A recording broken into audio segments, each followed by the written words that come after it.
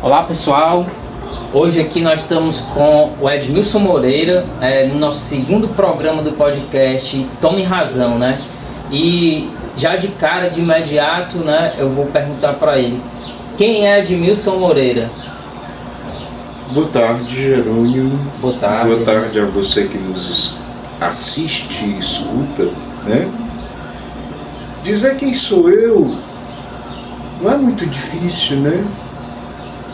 Eu sou um sobralense, nascido, criado,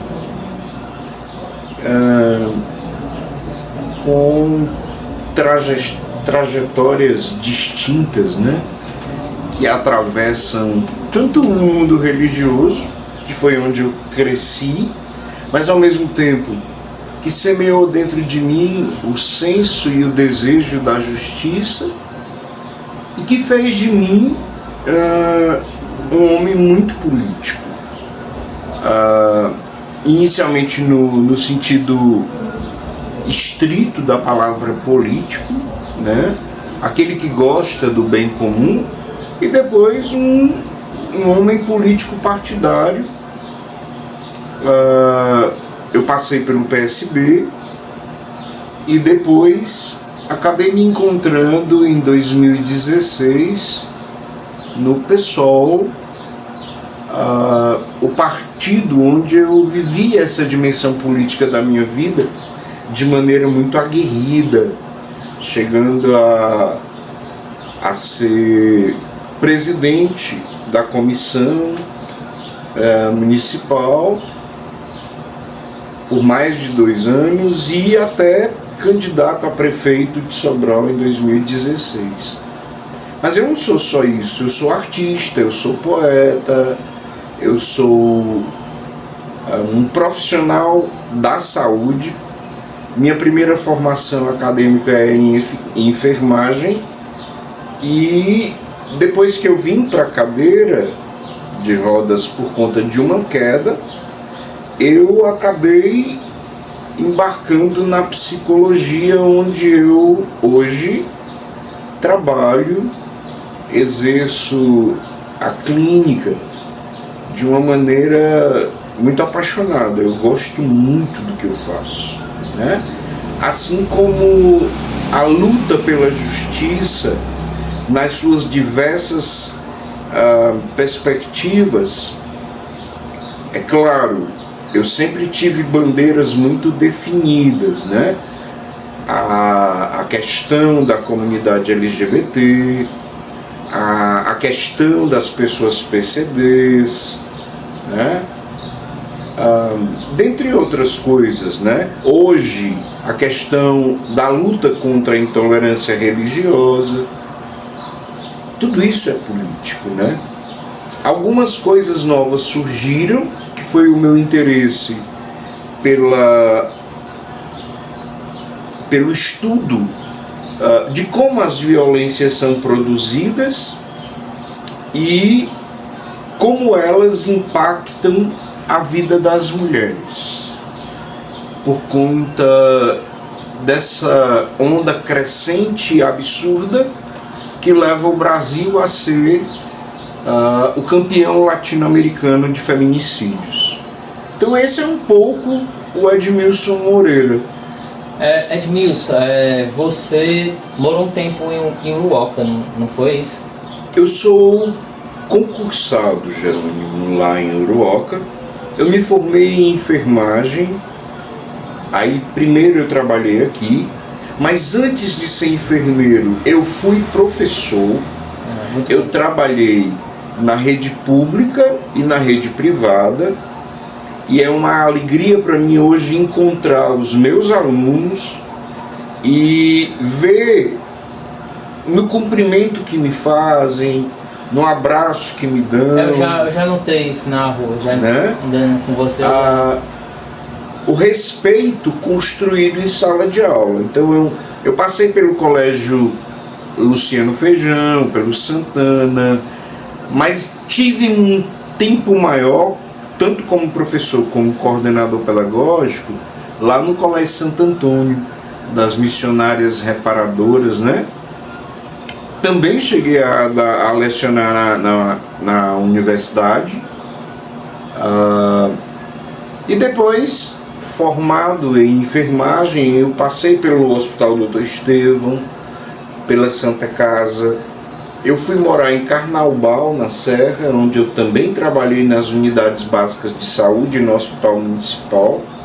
Até que eu fiz o último concurso que o Estado fez em 2006 e acabei indo morar em Uruoca, pela proximidade de Sobral. Por que Uruoca e não Sobral? Porque Sobral, nesse concurso, ele só fez para médicos e dentistas, não tinha vagas para enfermeiro. Eu tinha que escolher uma cidade. Eu tinha uma irmã que morava lá, e aí acabei indo, e eu passei 12 anos em Uruoca. Então a gente pode dizer que você é uruoquense, é isso? Olha, como se chama? E sobralense, né? Mas hoje você é mais sobralense do que...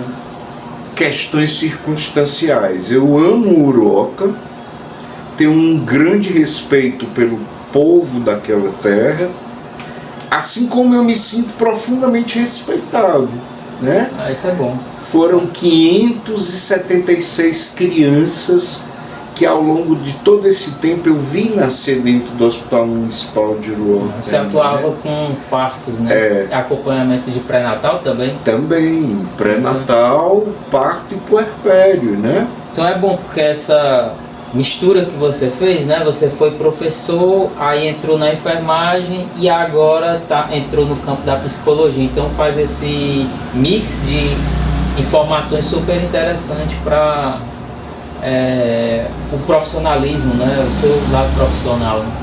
A psicologia foi um grande presente para mim. Não que a enfermagem não tenha sido. Está hoje cuidando da saúde mental das pessoas, depois de um período pandêmico, onde a gente encontra um povo profundamente adoecido, herança da pandemia, mas não só. Já vem de antes, né? Muita precarização. A precarização da vida, a perseguição à juventude negra, pobre, periférica e as diversas expressões de violência que a gente vê, né? A violência sofrida pelas mulheres e que hoje tem trazido aos nossos consultórios cada vez mais mulheres adoecidas, né? Por conta disso, acho, e essa foi uma questão que eu levantei durante toda a minha graduação, a psicologia ainda é uma ciência elitizada. Nosso povo, a massa, não tem acesso. Eu acredito que todas as áreas, né? Todas as áreas do conhecimento, elas são muito elitizadas. Embora tenha ocorrido a entrada de muitos jovens periféricos nas nossas universidades, né? Devido cotas, né? Uma série de políticas públicas. Mas ainda assim são pessoas da periferia que têm um certo nível de renda melhor, né? Aqueles mais periféricos, né, que estavam na linha da miséria, eles ainda não chegaram na universidade, né? É muito difícil. Você tem um certo parcela, mas ainda não é como nós queríamos. Então acho que falta isso, né, dentro das nossas universidades. Inclusive você traz espaço para a gente pensar numa outra questão, que é a permanência desse jovem periférico na universidade. As cotas possibilitam a entrada e a permanência. Saiu um dado agora, não me lembro, mas é uma porcentagem bem alta no Ceará de estudantes que desistiram da graduação, né? Então, claro, entra uma parcela também dos que têm uma família mais estruturada, porém, os que mais desistem são os que têm renda mais baixa. E tem uma coisa, sabe, Jerônimo, que o SUS merece todo o nosso aplauso como o maior sistema de saúde do mundo. com todas as falhas que ele tem. Com certeza. Mas a gente precisa ainda compreender também que o Brasil é um país continental para ser coberto por um único sistema de saúde e que muitas vezes falta recursos para atender questões básicas. E aí eu não posso deixar de citar que o presidente anterior àquele que hoje está no poder, ele fez um desmonte da saúde mental no nosso país, né? Se já não era boa, se já era precarizada, hoje a gente lida no limite. Então, é um psicólogo para atender, por exemplo, 46 mil pessoas num bairro. É sem condições.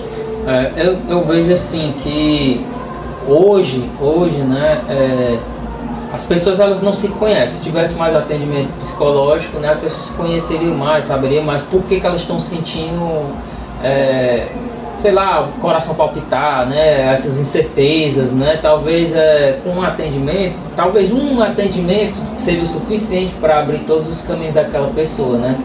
E aí vamos entrar também no campo político, não cair em mentiras, né, em fake news, acabar a partir dela a pessoa vendo, não, isso aqui não tem sentido, né, porque às vezes a pessoa sofre tanta pressão psicológica que ela não vê o óbvio à frente dela, né, às vezes cai em golpes, tem muitos idosos, né, hoje caem em golpes, né, na internet, crianças, né, jovens. Acho que se tivesse um atendimento psicológico, não digo para manipular, influenciar, olhar, para ver tudo como mentira, tudo como ruim, não, mas para compreender a nossa lógica de mundo atual, né? E aí, eu me associo à sua fala, também trazendo uma outra questão, né?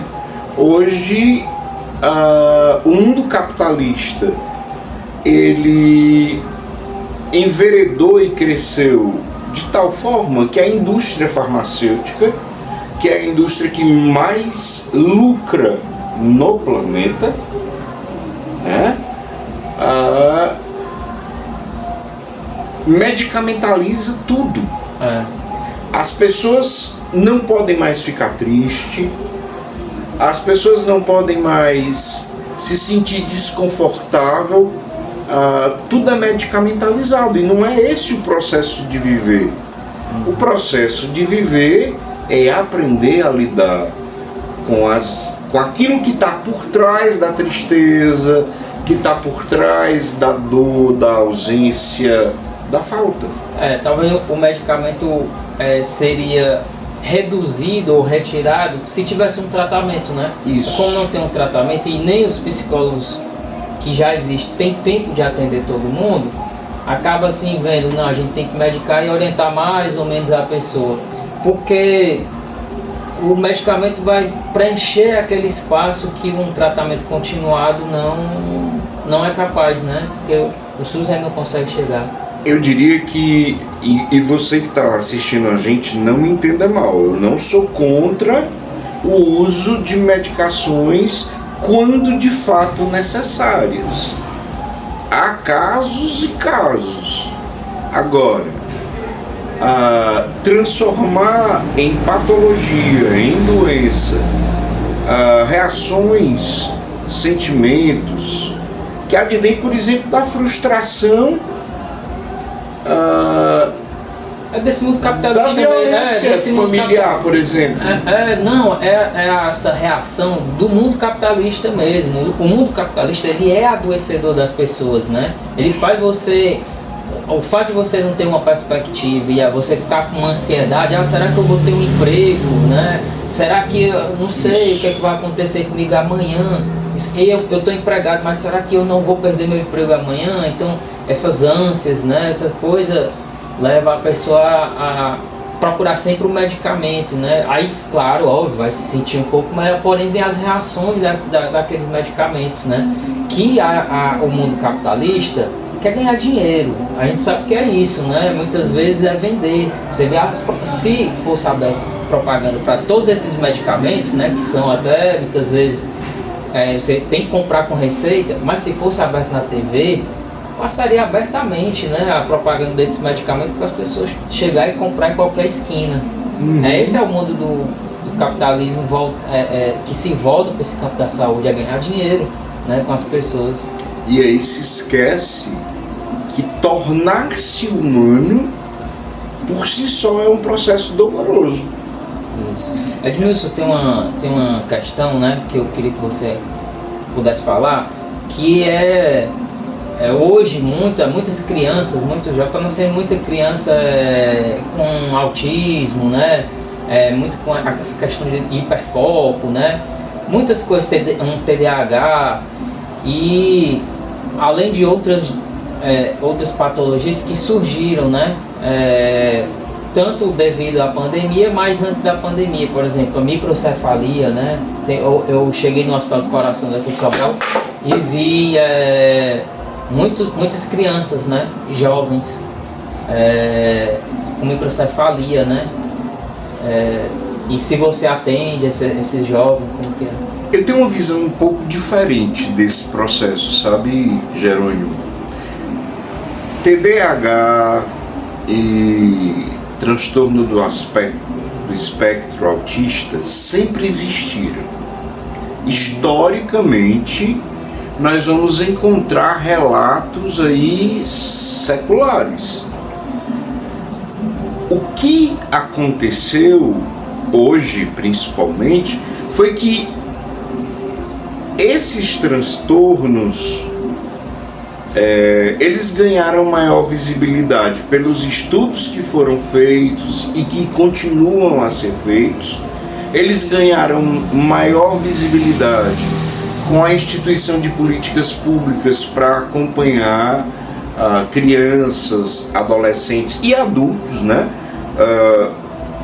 É fácil descobrir hoje adultos com um nível, vamos dizer, mais ameno de autismo, mas é possível e não é tão raro quanto se pensa.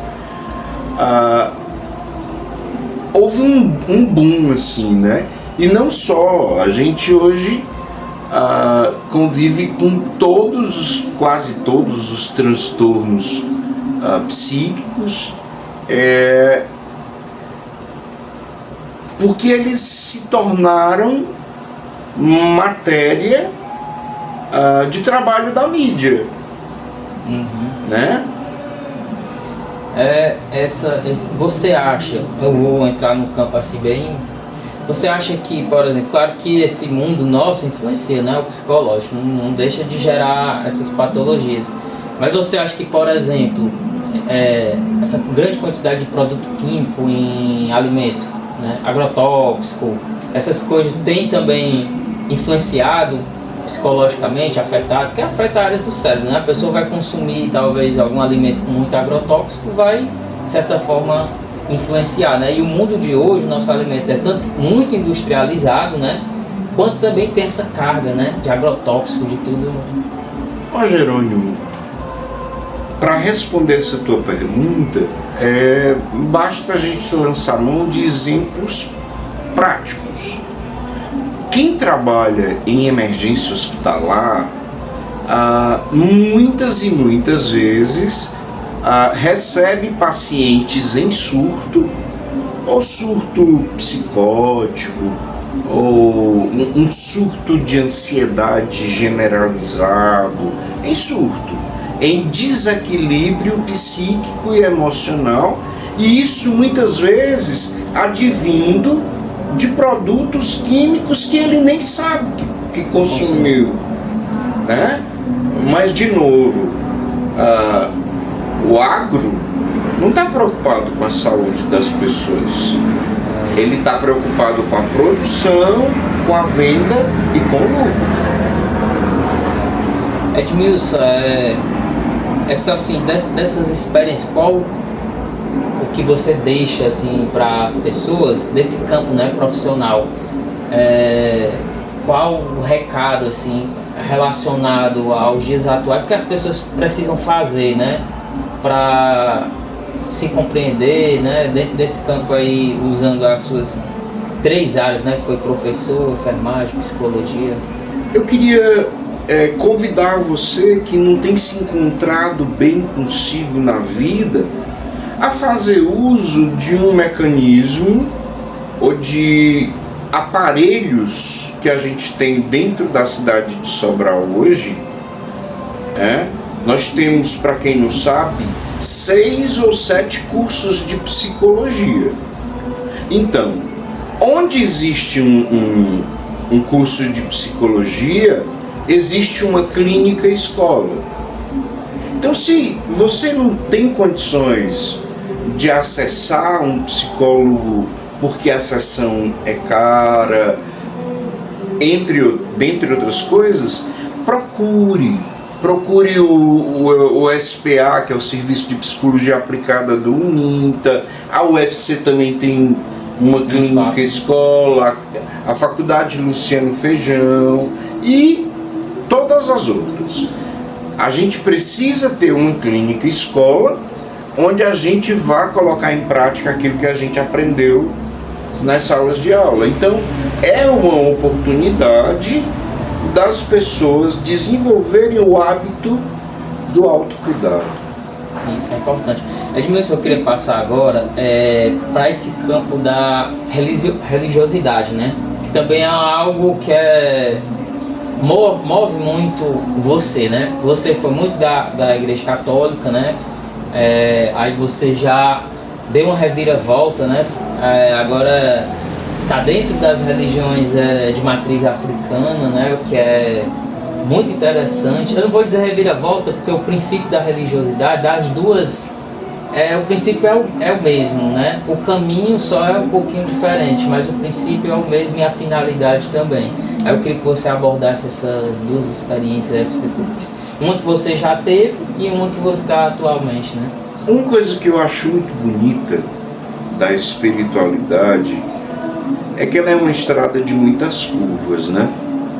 Eu nasci e cresci dentro de uma família muito católica, vivi uma espiritualidade cristã católica até os meus 45 anos.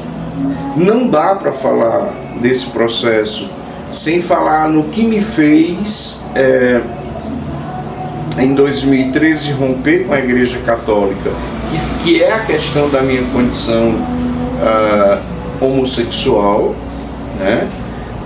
Foi porque eu casei, né, com um outro homem e que se tornou, na época, inviável a minha permanência dentro da Igreja Católica e que me levou a encontrar na Umbanda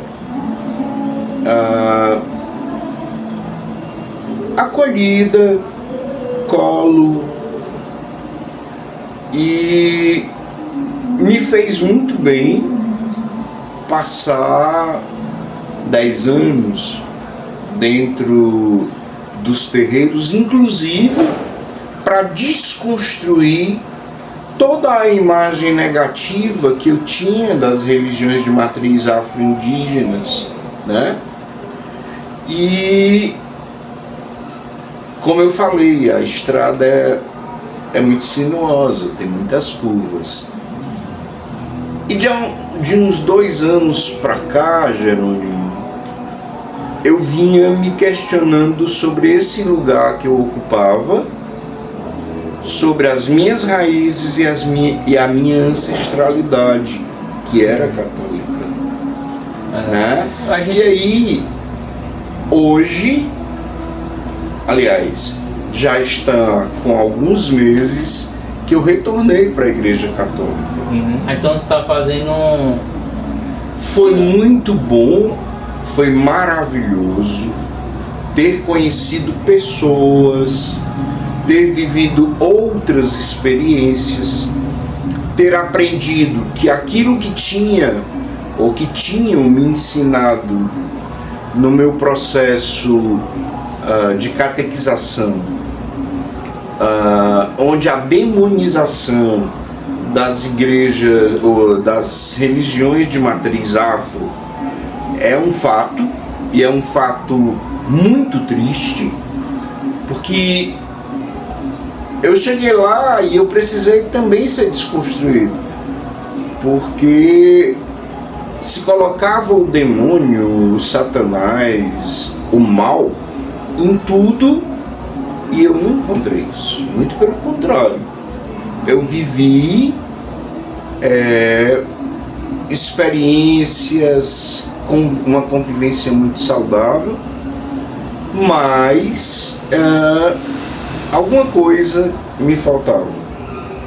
E aí hoje eu sou um cara muito corajoso nesses aspectos. Eu não tenho medo de enfrentar o novo, o que a vida me pede. Então você deixa essa visão, né, das pessoas não se fecharem, né? Não ficar fechado, ter experiências, né? Sim. Claro que você vai procurar a experiência, mas vai procurar a experiência com um determinado rumo. Vai ser aleatório, né? Também, né? É consciente de si, né? Exato. Eu vi um vídeo, Edmilson, de uma pessoa que é da religião de matriz africana, né? E ela falando sobre o uso de determinadas bebidas, né, substâncias que as religiões de matriz africana fazem. Você pode usar tudo desde que você esteja consciente e dentro dos limites que vai promover a sua saúde. Você não vai querer promover uma doença, né? Por exemplo, o que é que ele estava falando de que era? Do cachimbo, do uso do cachimbo. Aí ele falou assim, não, o uso do cachimbo ele tem que ser sagrado, não é um uso por...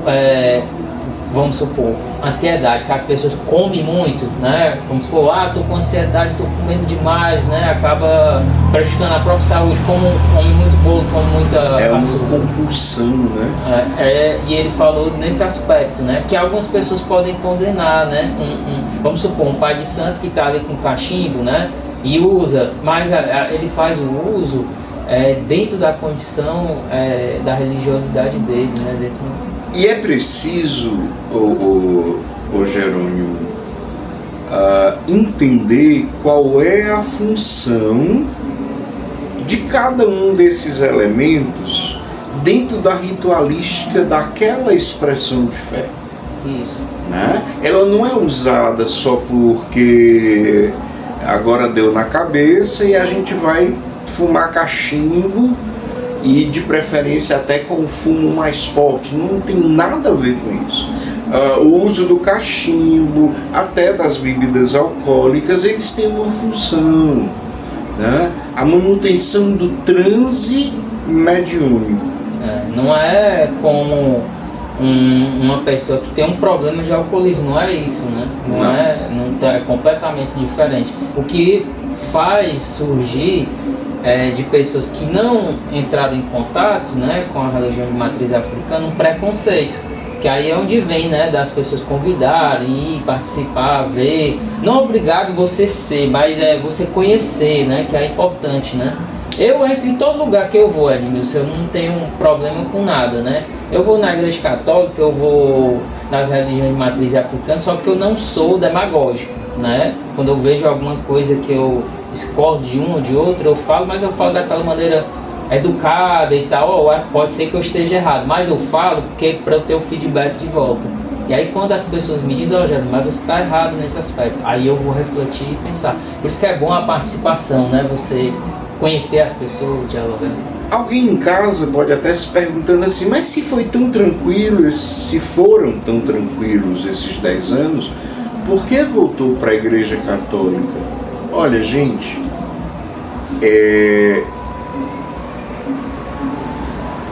a vida nos marca, e ela nos marca tanto positivamente quanto negativamente. A gente tem uma facilidade muito grande em falar do que aquilo que é negativo nos marcou. Eu, como falei, né?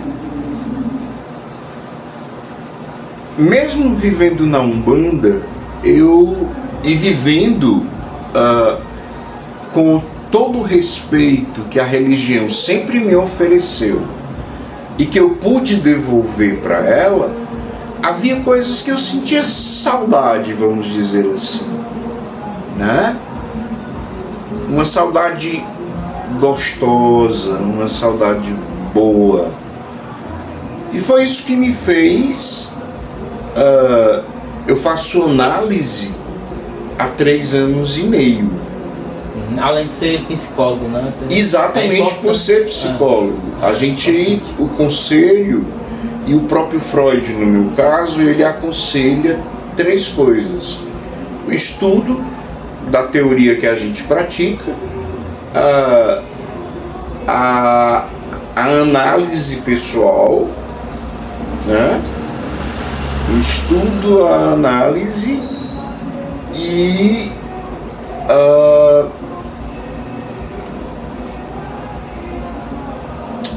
o aprofundamento dessa teoria sempre. Então, eu acabei descobrindo que havia dentro de mim uma saudade, e eu não tive vergonha de voltar no momento em que entendi que era o momento. Né? O brasileiro, ele é bem essa coisa da mística, das religiosidades. As pessoas entram e saem de várias religiões, não sei se você percebe isso. Então o Brasil há muito tempo, né, ele nunca foi a pessoa é uma religião só. E às vezes ela sempre foi de uma religião, mas que sofre influência com diversos outros elementos de outras religiões. A africana está em todos os campos, né? Não tem como negar, né? A cultura indígena, que também é religiosa, está também na casa de todos os brasileiros, né? O povo brasileiro é extremamente sincrético. É isso, né? Então não tem como. É uma grande mistura, desde a questão racial à questão religiosa. Apesar dessa coisa ter sido muito forçada, né? A gente teve aí invasões, né, no Brasil, né, desde 1500. O Brasil sofreu muito, né, com a colonização, né, e com essa coisa da escravidão, né, porque foi uma coisa forçada, né. Mas algo que já existiu, né? Está dentro da história do Brasil e acaba a religião sendo afetada, né? Todas as religiões. Eu acho que a gente não sofreu, a gente continua sofrendo. Isso com certeza. Ainda existe um pensamento colonialista em muitas pessoas. Isso. Edmilson, eu queria agora, que a gente falou bem da religiosidade, né? Você contou as suas experiências, né? Eu queria passar para esse campo PCD, né? PCD e LGBT, né? Porque você luta por essas duas causas, né? Tanto uma quanto a outra já carne e unha, né? Você já está entranhado nessas duas lutas. Começa pelo fato de que eu já me conheci assim.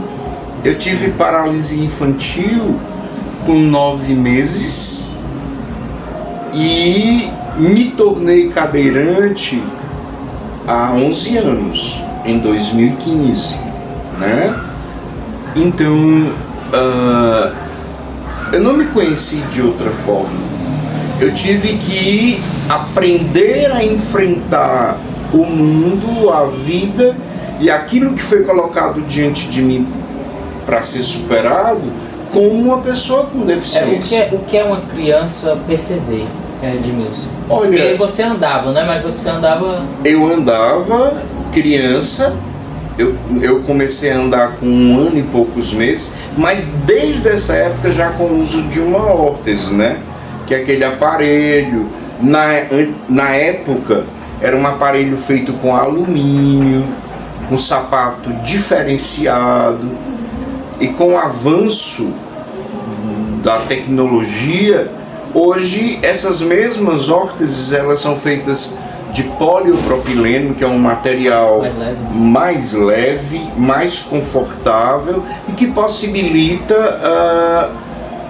uma vida mais leve, para os PCDs. O que não torna a vida dos PCDs leve são as faltas, a falta de políticas públicas que facilitem acessibilidade. Vou dar um exemplo bem básico. Eu praticamente não saio mais de Sobral. As ruas agora com mais buraco, nas a calçadas rua com mais buraco. Se você chega onde há uma maior concentração dos barzinhos, dos restaurantes, você encontra espaços que não foram construídos, por exemplo, para ser um bar, para ser um restaurante. Eram casarões antigos que foram alugados ou comprados e deram uma mãozinha de tinta e você não consegue adentrar no banheiro, ou se consegue, você não tem segurança. Isso acontece até com um lugar novo, sabe? Eu acho que o município de Sobral, ele perdeu muitas coisas de atender às normas, às leis, né? Porque assim, não que você vá adequar 100% o local, é muito difícil, né? É muito, por exemplo, um local que é patrimônio histórico, né? Que não pode mexer muito e tal, né? Na entrada, fica meio difícil, mas tem lugar que é novo, lojas novas. Eu vejo lojas novas que foram construídas que não tem acessibilidade, desde a calçada, né, que a prefeitura não padronizou, até o estabelecimento, que poderia, por uma simples observação na Secretaria de Obras, né, de quem faz a avaliação dos projetos, dizer, olha, está faltando uma rampa para acessibilidade de deficiente. Não só deficiente, porque as pessoas pensam que é só deficiente que tem dificuldade, os idosos, tem crianças que possuem dificuldades também, né? Eu vivi uma experiência no INTA, eu estou citando o INTA porque foi lá que eu me graduei psicólogo, né? Lá tem um comitê de acessibilidade, né? Levado a sério por dois grandes professores, e um dia eles me convidaram para dar uma volta pelo estabelecimento e apontar falhas. Então, quando foram reorganizar o que era antigo, porque lá funcionava o Hospital Guararapes, né? Mas tem partes que são novas, como você falou. O Guararapes, assim, só cortando sua fala, ele era algo que nós lutamos contra, né? Porque é aquela política dos manicômios. Nós não somos a favor dos manicômios, né? Nós somos contra os manicômios.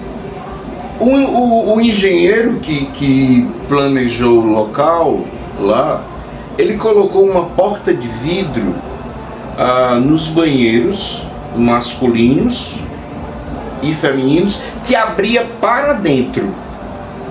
Eu, que sou cadeirante, ou eu entrava para usar o banheiro e ficava com a porta aberta, exposto, porque não dava para fechar, ou tinha que me virar de outro jeito, como eu faço, por exemplo, quando eu vou num restaurante. Eu vou atrás de carros, eu me exponho ao perigo porque eu vou para regiões mais escuras, para fazer necessidades que o ambiente não favorece.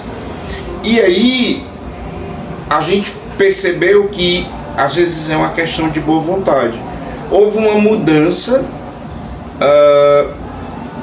na forma como essas portas abriram, Jerônimo. Eles tiraram as portas e, ao invés de abrir para dentro, elas passaram a abrir para fora. Algo tão simples, né? Aí a gente passou a entrar, fechar a porta, usar o banheiro com total privacidade. Ou elas poderiam ser de correr, né? Ou mais fácil ainda, né? Ou abrir para fora, né? Dependendo. Foi isso que eles fizeram, botaram para abrir para fora. Edmilson, assim, e essa questão assim do PCD na questão profissional, né? Assim, qual as dificuldades que você tem? Porque o dia a dia é muito complicado, né? É muito difícil. A mobilidade, né? A questão do transporte. A gente tem um déficit real na questão do transporte urbano, e aí eu não vou falar só de ônibus, por exemplo. Eu não posso deixar de citar o desrespeito diário que os motoristas de aplicativo eles fazem conosco. De parar aqui na porta de casa, tu tá esperando já 10 minutos e eles dizerem na tua cara que não vão te levar, que a cadeira que eles nem tentaram colocar não cabe no carro. Porque assim, isso também é algo das empresas, né, de transporte por aplicativo, porque eles poderiam cadastrar os motoristas que já querem transportar pessoas assim, né, com deficiência. Dizer que o carro pode ser, o carro é adaptado, o porta-malas cabe a cadeira, né, ou alguma parte interna do carro cabe a cadeira, poderia, né, o aplicativo fazer isso, e inclusive o aplicativo dá incentivo. Quem transportar pessoas com deficiência, a nossa taxa vai ser menor, entendeu? A taxa que nós vamos cobrar. O que é pior, você apresenta aí soluções viáveis. O que é pior é que a gente não só é desrespeitado, mas nós não temos a quem recorrer. Que é um serviço. E quando você começa a usar os próprios mecanismos do aplicativo, nunca chega uma resposta. Aquela coisa, agora com a IA, com a inteligência artificial, que você fala com um robô, você não entra em contato mais com ninguém, né, para reclamar, fica bem difícil, né? É bem difícil.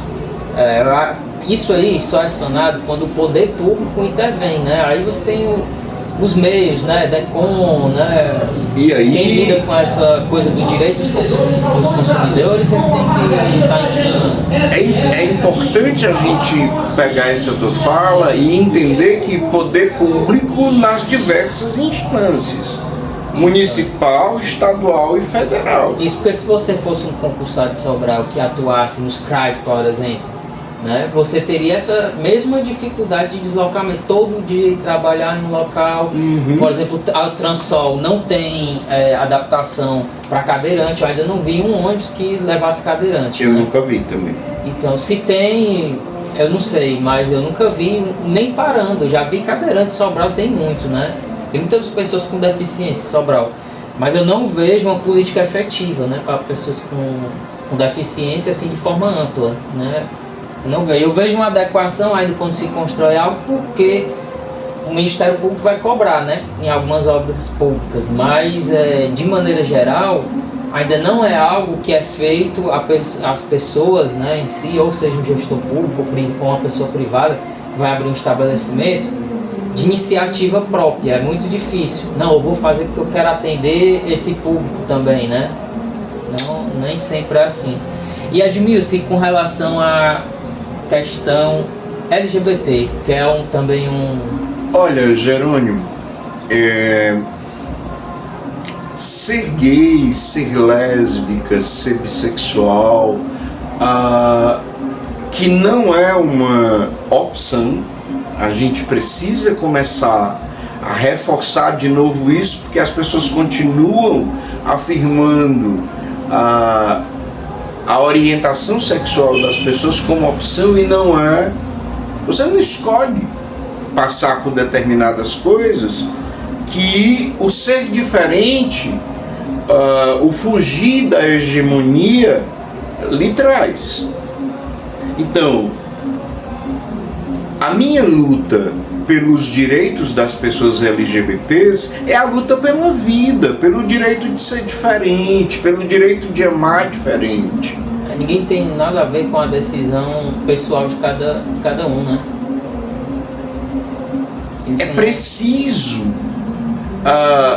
Interessante que as pessoas elas não têm a mesma medida, não usam a mesma régua para medir a questão LGBT nas suas diversas expressões. Se uma mulher trans vai poder ou não usar um banheiro, por exemplo, e a questão da injustiça social. Pois é complicado, né? É como se a injustiça social fosse normal. Edmilson, a gente, eu acredito, antes um pouco da queda da Dilma, a gente vinha com um processo mais respeitoso, né, com as pessoas. Houve uma virada depois da queda da Dilma, né? Isso não foi só aqui no Brasil, não foi só depois da queda da Dilma, né? No Brasil todo, essa coisa do tal conservadorismo tem atacado muito, né, as pessoas LGBTs, né? E agora explodiu mais depois que o Bolsonaro chegou à presidência, né? E isso tem continuado, né? Não é de se assustar para um cara que diz que um filho dele, que preferia ver o filho dele morto a vê-lo um LGBT ou casado com uma negra. Mas né? isso eu acredito, Edmilson, que seja muita hipocrisia dele também, porque na campanha dele, dentro do governo dele, tem pessoas LGBTs. Eu acho que ele usa isso para criar uma imagem para determinados grupos de pessoas que estão sendo manipuladas pela internet. A questão é que hipocrisia ou não é discurso. E isso prejudica. E cada pessoa interpreta e absorve o discurso, que vai se transformar em atitude, a sua maneira, a partir da sua cultura, da sua formação, da sua raiz. Que o que ele fez não é discurso, é crime. De homofobia, né, é um crime. Não é apenas, ele não está sendo julgado por isso, mas ele deveria. Ele está sendo julgado, ele não foi julgado por conta de gerenciar mal no período da pandemia. Ele não foi julgado por crimes de exercício legal da profissão, por indicar cloroquina e outros remédios. Uma série de outros crimes que ele cometeu, ele não está sendo julgado. Nem ele, e nem aliados dele, e nem familiares dele, por enquanto, né? O julgamento é outro, né, que não passa por essas coisas. Eu alimento a esperança de que o Tribunal de Haia ainda vai acolhê-lo. Porque ele é um genocida. Ele é um genocida, né? Em muitos sentidos, inclusive. Com certeza. Não só ele e os aliados direta dele. E indiretamente. Diretamente pelos 720 mil brasileiros que foram embora por conta da pandemia, por falta de vacina. E indiretamente por conta dos discursos, e por levar também milhões à miséria de volta. Que o Lula que agora deu uma pincelada para tentar tirar essas pessoas de volta com os programas sociais, né? E o pior é que as pessoas, por exemplo, não conseguem enxergar que esses discursos, eles reverberam.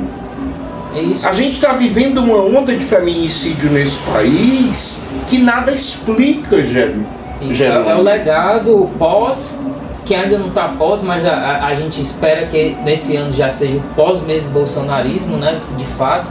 Mas é isso, é o legado que esses 2 anos de Temer mais 4 anos de Bolsonaro deixou dentro do campo LGBT, principalmente de mulheres.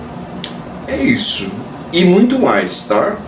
Tem muito mais ainda pra gente discutir sobre essa questão. Edmilson, assim, você... Aí eu vou entrar aqui no nosso, praticamente, último tópico, né? Que é política. Você fez um retorno ao PSOL, né? A gente sabe que o PSOL tem uma série de divergências, né? Um partido muito dinâmico, né? Às vezes existem conflitos, mas são uns conflitos dentro do campo político, existem muitas divergências, né? Mas aí você retornou, eu até tinha passado um vídeo para você da Duda, né? Que ela tinha saído, aí ela saiu, eu acho que você não assistiu, eu tô dando aqui dizendo algumas coisas do vídeo, mas depois eu sei que você vai assistir a entrevista muito interessante que ela fez com o Breno Altman, né? Que ela disse que saiu do PSOL por algumas discussões de divergência, mas voltou porque viu que o campo era aquele para ela, que é uma pessoa LGBT, dentro da luta que ela faz, né? Ela não conseguiu ver caminho nos outros lugares que ela foi. A Duda, ela é muito feliz quando ela diz isso. O meu retorno ao PSOL não é um acaso. e tá para além do carinho e do respeito pelos camaradas e pelas camaradas que eu fiz lá dentro, né? É uma questão política mesmo. Não existe no Brasil hoje nenhum país, nenhum partido político com tanta visão daquilo que se precisa lutar para que as pessoas vivenciem de fato o processo de humanização, né? Trabalhos como os que os parlamentares, e aí eu peço licença a você para fazer uma homenagem pública a o maior político desse país no momento, na minha visão, que se chama Henrique Vieira. Sabe, Henrique, se eu tivesse 1000 chapéus, eu tiraria 1000 chapéus por Henrique. Henrique é ético, Henrique sabe onde bota os pés, Henrique não fala por falar. É claro que não é só ele, né? Tirar o chapéu para Érica Hilton, né? Para além da questão trans, tirar chapéu para Sâmia, para o Glauber, expoentes nacionais, mas a gente tem os nossos também. Renato, né? A gente tem eu esqueci o nome dele agora, que é cearense, é ecossocialista, o Gabriel, né?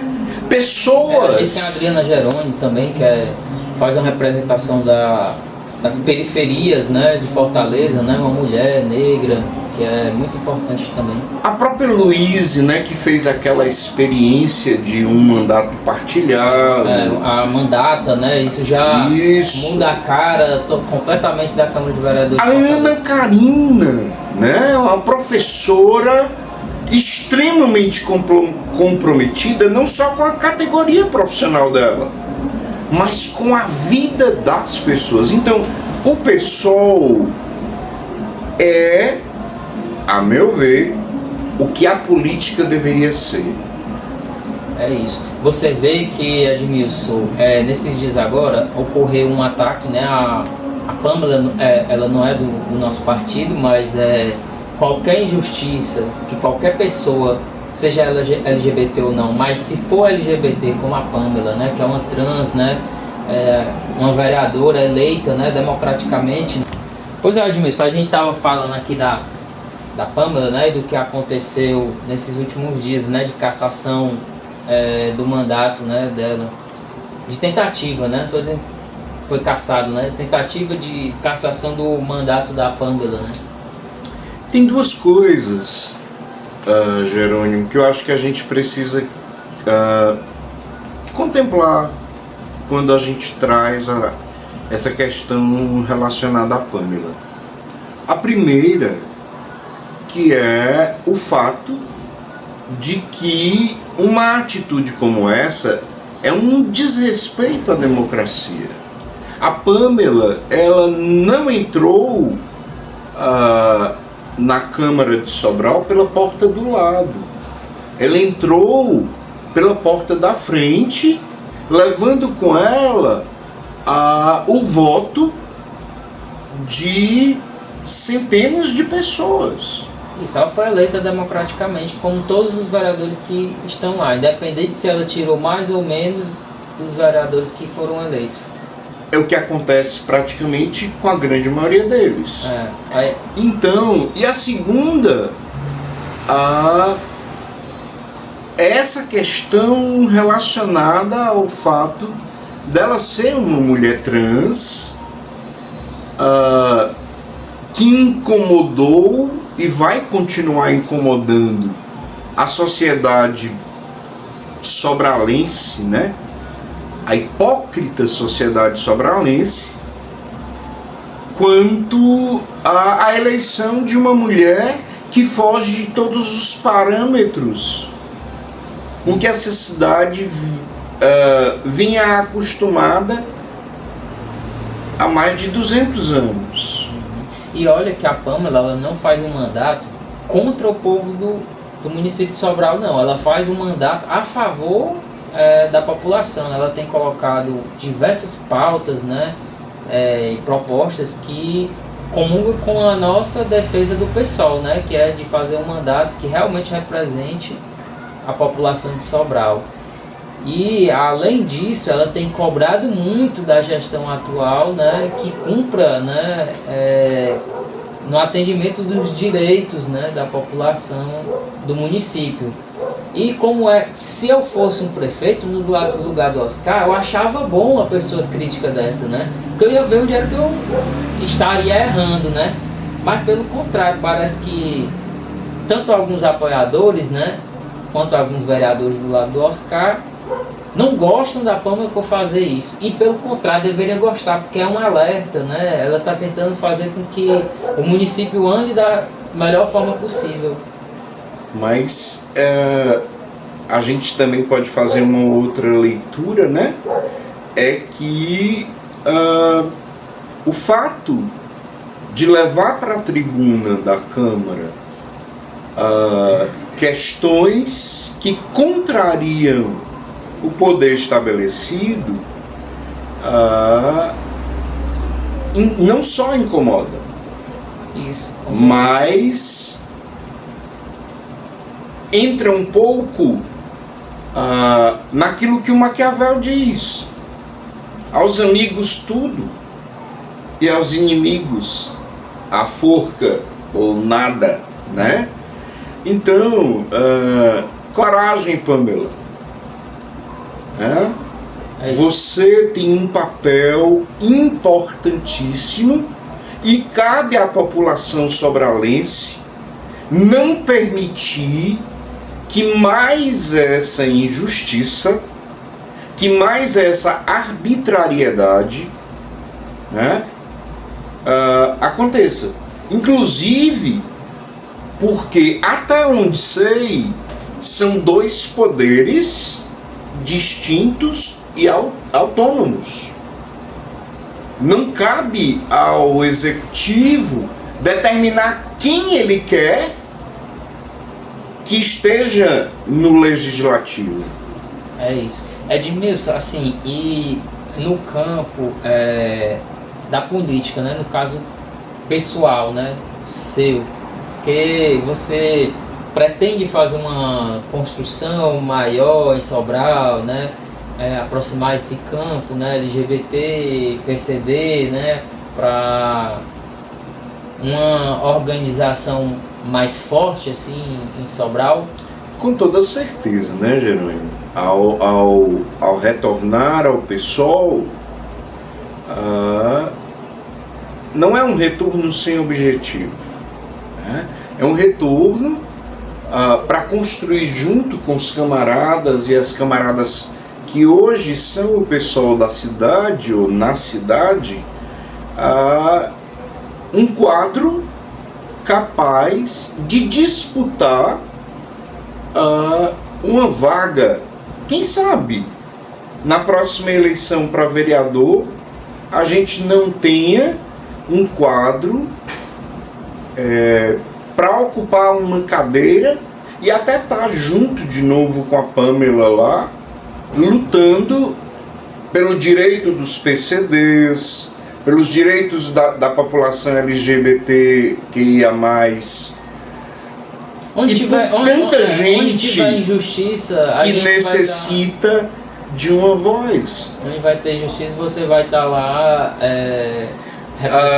É uma característica minha nunca conjugar o verbo calangar, né? Tá só balançando a cabeça para quem tem poder, e um poder muitas vezes fincado no dinheiro, no poder econômico. Edmilson, assim, para a gente finalizar, né? Qual a mensagem que você deixa, né? De tudo isso que você já falou, né? Das suas experiências, qual mensagem você deixa para pessoas de maneira geral, né? Não só juventude, né? Vendo, né, essas dificuldades que a gente tem no momento atual, né?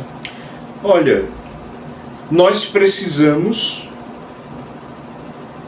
urgentemente, para ontem, banir do Congresso Nacional essas figuras que apenas representam a classe patronal, as estruturas financeiras desse país, e colocar lá pessoas comprometidas com o trabalhador e suas famílias, no sentido de desenvolver ou de propor e fazer valer políticas que tragam qualidade de vida para uma população já sofrida demais.